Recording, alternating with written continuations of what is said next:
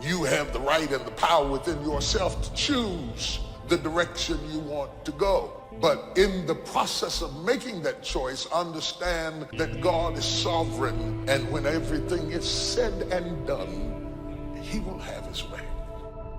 You're still alive, so therefore God is not done with you. You're still here. God has a plan for your life. Everything you're going through is preparing you for what you ask God for. You just got to quit tripping while you're in the process, because the process is necessary. You may not see it now, but when he gets you on the other side of it, you're going to see exactly why it went that way, and you're going to be okay with it. Pull yourself together and quit tripping, because you're in the process. God is processing you. He ain't through with you. If he was through with you, you would not wake up in the morning. He gonna fix it.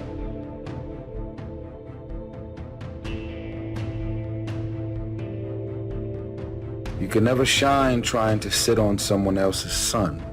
You can never figure out who you are if you're consumed in everything that everybody else is and what they're doing and the moves that they're making. There is a saying that you have to fake it until you make it. Most of y'all have been faking it for so long, you're never gonna make it. Most of y'all have been faking it so long, you now believe your own tricks. Most of y'all have been living a lie for so long that you believe your own lies, because you're trying to chase someone else's life, all while ignoring your own life and your own path, all while ignoring what God has in mind for you.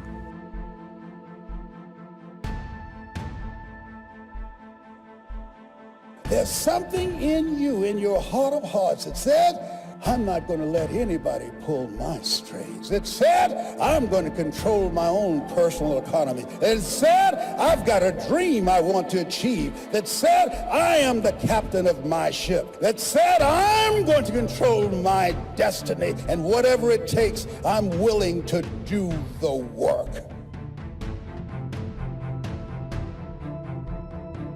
In the morning, devour something. Throw your whole self at something. You'll never know what you can do and what you can be until you throw your whole self at it. Devour it. I mean, devour it. Don't try it. Devour it. Attack it.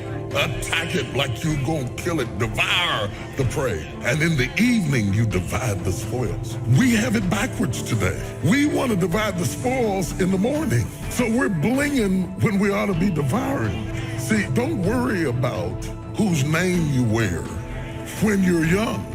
Worry about your name.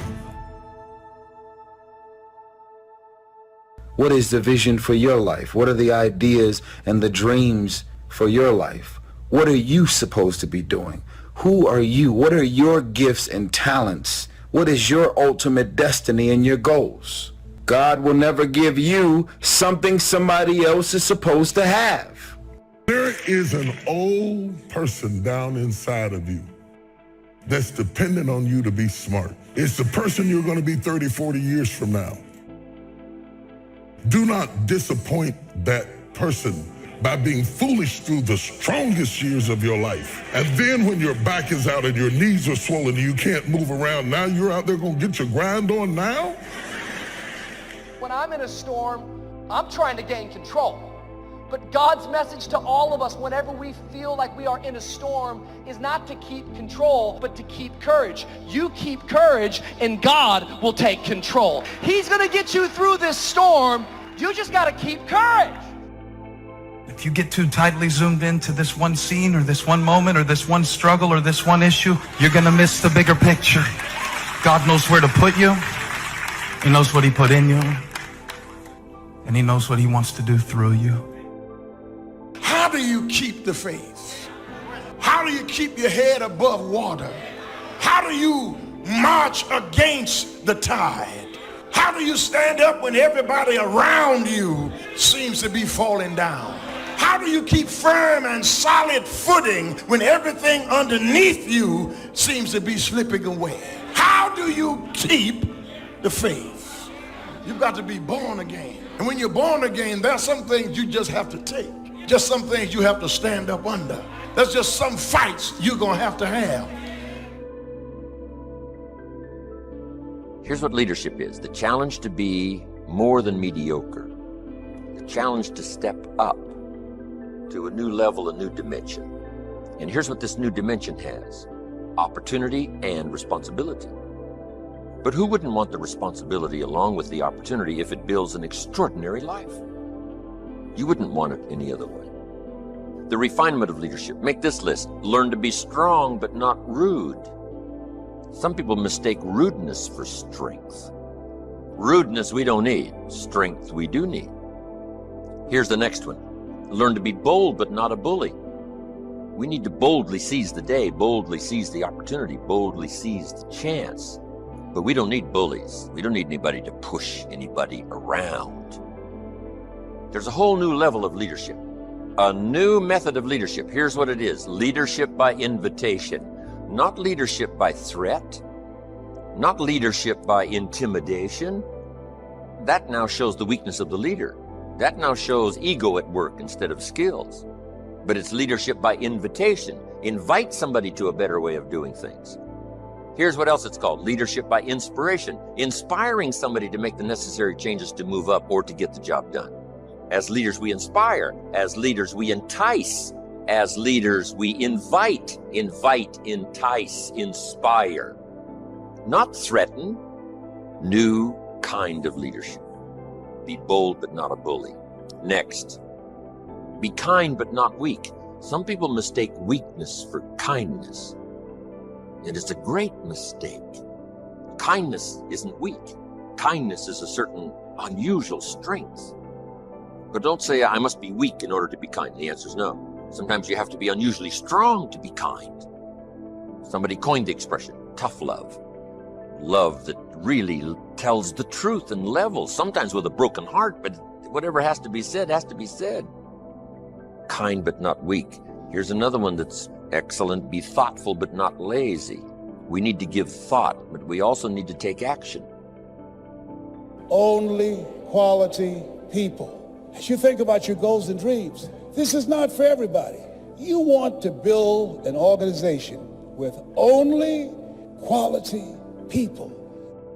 Not people who need more, but people who want more. You want to surround yourself with people that are hungry.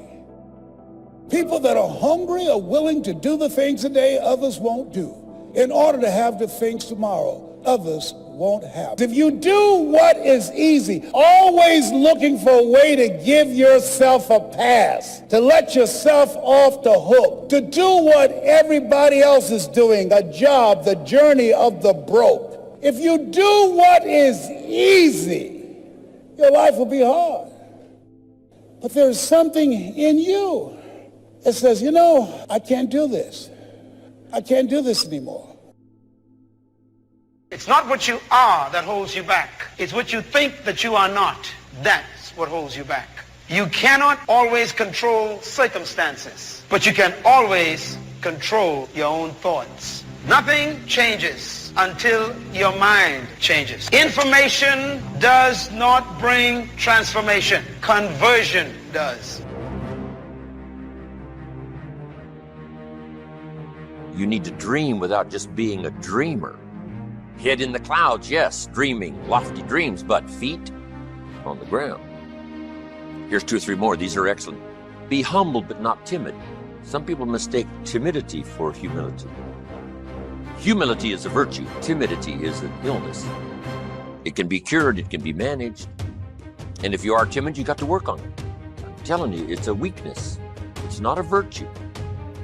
But you must turn your timidity into strength and keep working on it, and keep working on it until finally you have driven it into such a small corner that it does not devastate your life anymore.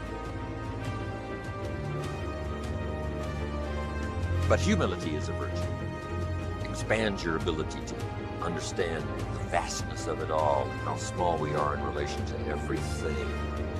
Humility that causes you to get on your knees and talk to a child without any fear how you look. Humility to understand, yes, humans are unique, but in the vast space of it all, we're all pretty small. Yes, we know, but what we don't know is so much greater than what we do.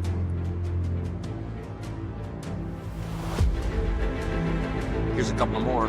Be proud without being arrogant. There's something to be said for team pride, community pride, company pride, personal pride. But don't cross the line to where you're being proud now becomes arrogance. Pride we need, arrogance. Arrogance is usually the childish attempt to make up for lack of self-worth. Childish attempt to make up for lack of self-worth has a tendency to create arrogance. And you know the worst kind of arrogance? Arrogance from ignorance. That's the worst kind. If a guy's smart and arrogant, we can tolerate that. But if a guy's dumb and arrogant, that's hard to take. So now, all leaders must learn the basic laws so they can use them as illustrations as well as use them for productivity. Here's the first of the basic laws. Whatever you sow, you reap.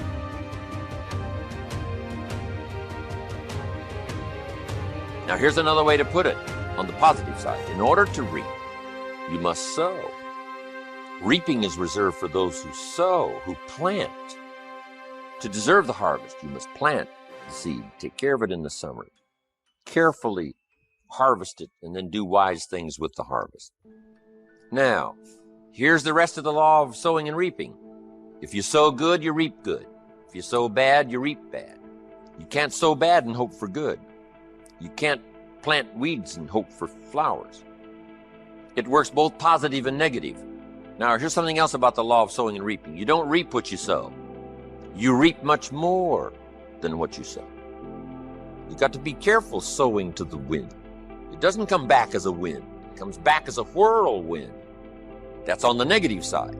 But now it also works on the positive side. If you plant a cup of corn, how much do you get back? A cup? No, a bushel for the cup. You get back much more than what you plant. It's the reason for planting, for the increase. Positive, negative. Now here's the next key to the law of sowing and reaping. Sometimes it doesn't work at all. The farmer plants the crop in the spring, takes care of it all summer, is an honorable man, loves his family, is a decent citizen.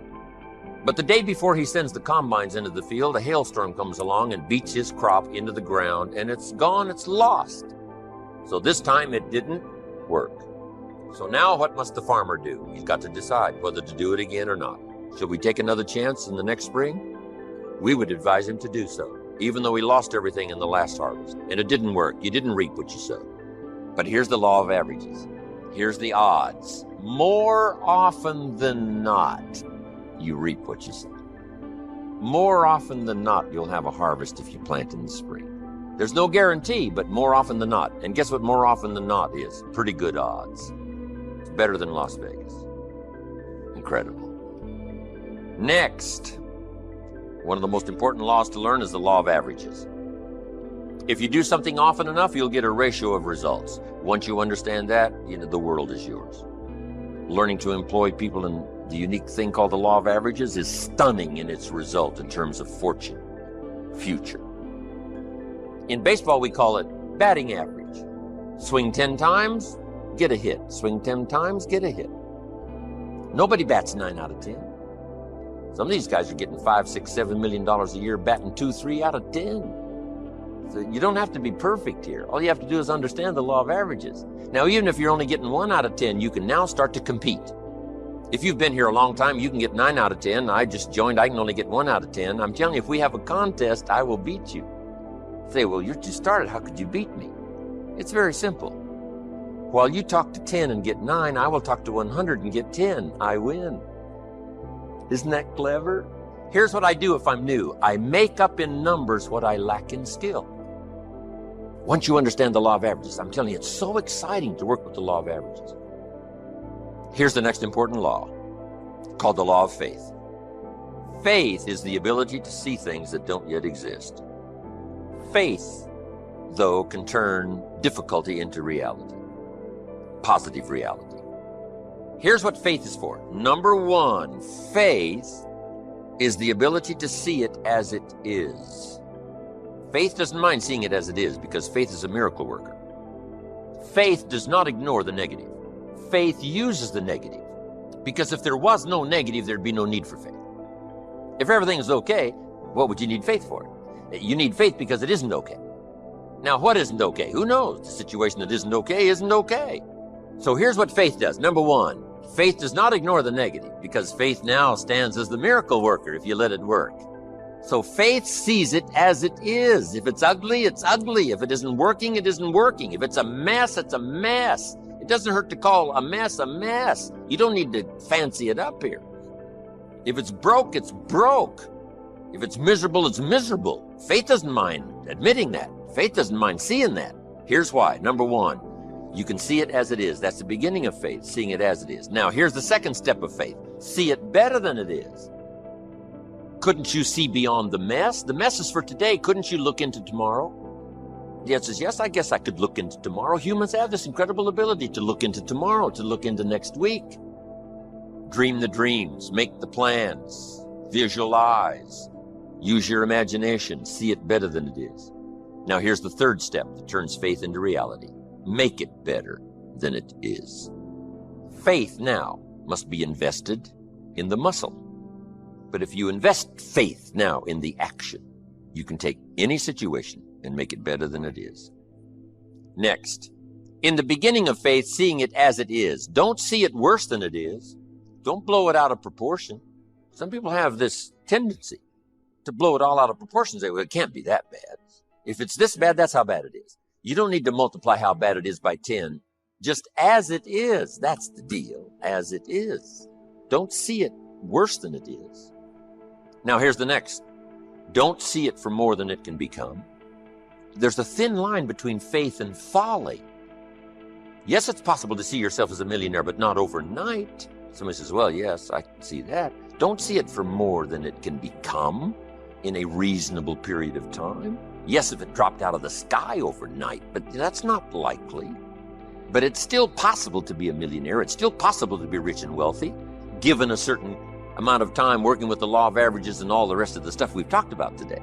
So don't see it for more than it can become so that you move into folly instead of faith. Plenty is possible without being foolish. Now here's the next one. Give yourself a chance to understand that it could be far more in the future than what you can first see. Take the first step of what you can see, but give yourself a chance to be able to see it for more than what you first see. On a foggy night, if all you can see is 100 feet, here's what you do. Walk that first 100 feet, now you can see another 100 feet. You can't see the 200 feet. But if you can see 100 feet, you walk the first 100 feet, now you can see another 100 feet. So I'm asking you to take the early steps of faith. Whatever you can see it possible to become, start believing that. Have faith for that. And I'm telling you, as that starts to exercise, you'll be able to see it for more and for more and for more. The possibilities will start to increase in your own imagination. Need a little pick-me-up today? Welcome to the new Fresh Motivation app, where you'll find daily motivation, daily quotes. Listen to your favorite speeches in the background or with a black screen, so nothing interrupts your motivational moment, where you can create your personal profile, create playlists of your favorite speeches and quotes, add personal notes, and start setting goals. Fresh Motivation, the home of motivation. Get it now for free on Google Play.